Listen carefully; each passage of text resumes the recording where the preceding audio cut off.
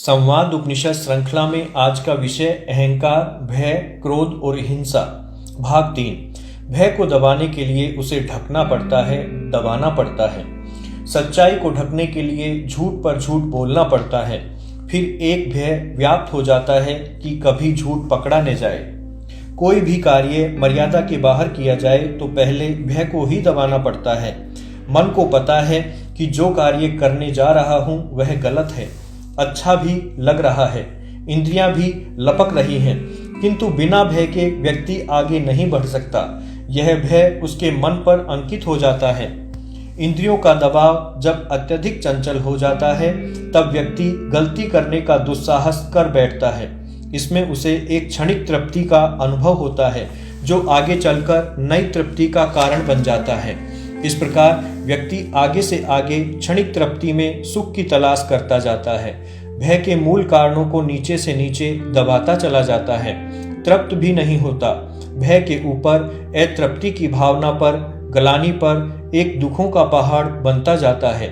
इसकी जानकारी क्रोध से प्रकट होती है। क्रोध का आवेग और आवेश इसकी गहनता के सूचक होते हैं। भावनाओं को यदि ठेस लगती है तो व्यक्ति हाथ भी उठा लेता है। भय से मुक्ति के लिए क्रोध के मार्ग को ही पकड़कर भीतर जाना पड़ेगा। कहाँ से उठा है, किस जगह ठेस लगी है, इसका कारण शाश्वत है या नश्वर। नश्वर कारणों का तुरंत प्रतिकार किया जा सकता है। शाश्वत कारणों के लिए अभ्यास करने की जरूरत पड़ती है, किंतु व्यक्ति स्वाध्याय से ही भयमुक्त बन सकता है। बाहरी कारण तो स्वतः ही शांत हो जाएंगे। जीवन चिंता मुक्त होकर प्रसन्नता के वातावरण में पल्लवित पुष्पित होने लगेगा। एक नया भाव निर्भयता का नई ऊर्जाओं के साथ प्रकट हो जाएगा। आज घर का वातावरण भी व्यक्ति में ही सिमटता जा रहा है। पारिवारिक आदान प्रदान लुप्त होते जा रहे हैं। घर में भी जीवन मूल्यों की, सामाजिक उत्तरदायित्वों की चर्चाएं नहीं होती। हर व्यक्ति स्वयं के चिंतन के अनुरूप जीता चला जा रहा है। परिवार के अन्य सदस्यों के बीच कार्यों की बातें होती हैं। व्यक्ति की दुख सुख की, परिजनों की चर्चाएं घटती जा रही हैं। स्वयं माता पिता संतान से जीवन सूत्रों की बात नहीं करते, अपने सपनों की बात नहीं करते, बच्चों को अनुशासन में बांधे रखने, समय की पाबंदी के मूल्य की बात नहीं करते। अध्यात्म की चर्चाएं तो संतों के यहाँ भी नहीं होती। संत तो स्वयं अपने अपने संप्रदायों में कैद हो गए। उनका सार्वजनिक एवं सार्वभौमिक स्वरूप ही उठ गया। वे संप्रदायों की निजी संपत्ति बनते जा रहे हैं। इन सारे परिवर्तनों का परिणाम यह हुआ कि बच्चों को संस्कारित करने का कार्य ही उजड़ गया। इन कार्यों के लिए माँ बाप के पास न समय रहा न ही ज्ञान। सभी बच्चों के सामने बड़ा संकल्प यह आ खड़ा हुआ कि माता पिता के जीवन से क्या सीखें। सभी खोखले, मूल्य विहीन जीवन को ढो रहे हैं। जीवन दिशाहीन है। बच्चों को तैयार कौन करे। संयुक्त परिवार किसी की पसंद भी नहीं रहा, न ही नौकरी करने वाले के लिए संभव ही रह गया। अतः बच्चे टीवी पर चिपक गए। मित्र संस्कृति का एक नया युग शुरू हो गया। अनुभवहीन बौद्धिक धरातल विकसित होने लग गया। मनमर्जी या प्रवाह युक्त एकांगी जीवन शैली पल्लवित होने लगी। स्वयं की सांस्कृतिक नींव नहीं होने से नकलपूर्ण विकास का युग आ गया। स्वयं का चिंतन ही गौण हो गया। कर्मफल की अवधारणा चर्चा से ही बाहर हो गई। जीवन का स्वरूप मनमोजी हो गया। आज लड़कियां स्वयं को किसी अन्य व्यक्ति, पति के लिए तैयार नहीं करती। माँ बाप भी नहीं चाहते कि लड़की का जीवन पराधीन हो। लड़की को तैयार भी इसी मानसिकता से कराया जाता है कि यदि स्वतंत्र जीवन में कहीं रुकावट आए तो वापस आ जाना। सारे कानून लड़की के पक्ष में हैं। तुम अपने पांव पर खड़ी रह सकती हो। तुम्हें अपने कैरियर का ध्यान रखना है। आजकल नौकरी मिलना आसान नहीं है। आश्चर्य इस बात का है कि जब माँ बाप लड़की को पत्नी बनने के लिए तैयार ही नहीं करते, माँ बनने और नवजात के लालन पालन तक से अनभिज्ञ रखकर मात्र पढ़ाई के सहारे दूसरे घर में भेजते हैं, तो किस अवधारणा से आप किसी के घर में अधिकार पूर्वक रहना चाहो और उस घर की मर्यादा को स्वीकार नहीं करो तो कौन रहने देगा। पीहर की परंपराएं ससुराल में कौन चलाने देगा।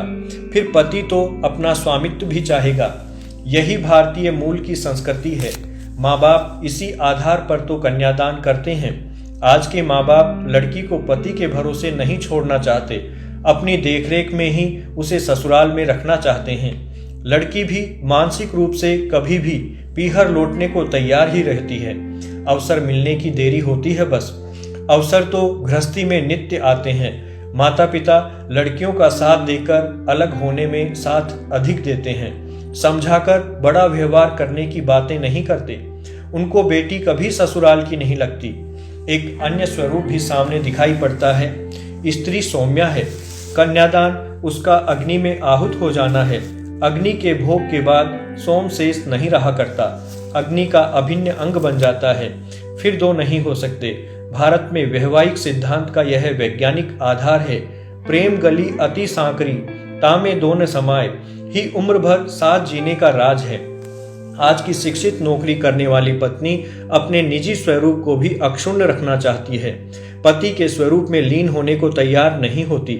अपनी स्वतंत्र पहचान का उसका संघर्ष नित्य बना रहता है, क्योंकि वह भी पति की तरह स्वयं को भी बौद्धिक क्षेत्र में ही आगे बढ़ाना चाहती है। उसके नारी शरीर में पुरुष ही बलवान होता जाता है। नारी शरीर की सीमा के आगे वह भी पुरुष जैसा ही व्यवहार करती है। उसके अर्धांगिनी स्वरूप में भी पुरुष अंश ही अधिक विकसित हुआ है।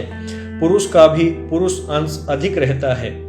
तब दो पुरुष विवाह करके कब तक संतुष्ट और शांत रह सकते हैं? उन्हें तो दाम्पत्य भाव से अलग होना ही पड़ेगा। स्वयं की चिंता में जीने वाली पत्नी संकल्पवान नहीं हो सकती। पति यदि संस्कारवान नहीं है तो उसे संस्कारवान बनाना ही शक्ति का कार्य है, न कि वहां से पलायन कर जाना। पलायन वैसे भी अर्थहीन ही है, क्योंकि उसे तो किसी न किसी की शक्ति बनकर ही जीना है। स्वतंत्रता सोम की नियति नहीं है। रित को सत्य का आधार आवश्यक है। आज की शिक्षा में न रित है न ही सत्य, न मन है न ही आत्मा। तब मानव कहाँ रह गया? एक पशु शरीर नया पशु शरीर पैदा करने के लिए दूसरे पशु शरीर के पास जाता है। जैविक शरीर में आत्मा नहीं होती।